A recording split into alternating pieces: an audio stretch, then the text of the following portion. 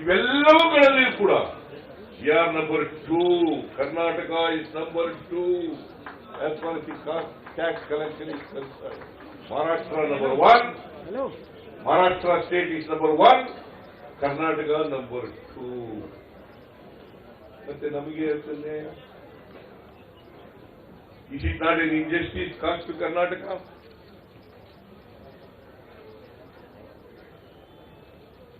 See, as a matter of fact,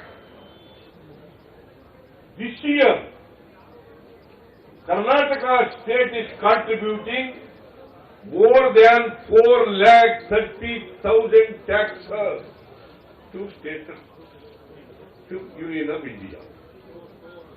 So, 4,30,000 crores. 4,30,000 crores. ಕರ್ನಾಟಕದಿಂದ ಕೇಂದ್ರ ಸರ್ಕಾರಕ್ಕೆ ತೆರಿಗೆ ನಾವು ಸಲ್ಲಿಸತಕ್ಕಂಥದ್ದು.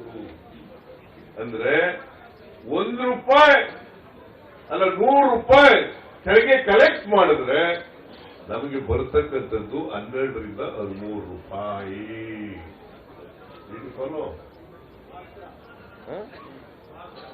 ಗೊತ್ತಾಯ್ತಿಲ್ರಿ?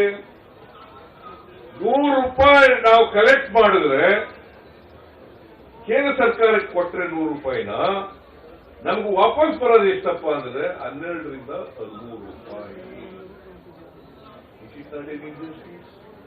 People of Karnataka, is it not an injustice caused to Karnataka? That is why we are irritated.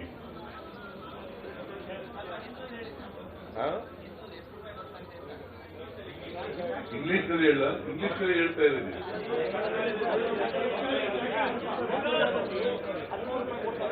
₹100 ತೆರಿಗೆ collect ಮಾಡಿ ಕೇಂದ್ರಕ್ಕೆ ನಾವು ಕೊಟ್ಟರೆ ನಮಗೆ ವಾಪಸ್ ಬರ್ತಕ್ಕಂಥದ್ದು 12 ರಿಂದ 13 ರೂಪಾಯಿ. No, tax. See, if you collect 100 rupees and giving it to Government of India, we are getting back only 12 to 13 rupees as our share. I hope that I made it very clear.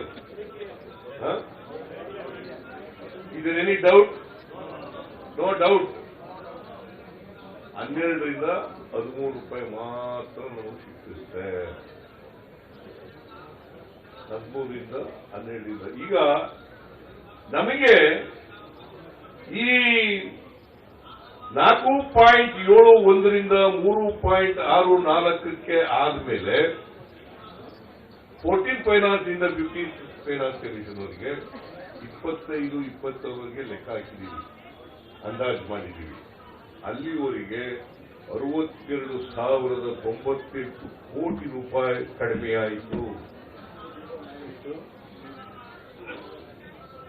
62,098 ಕೋಟಿ. I repeat, 62,098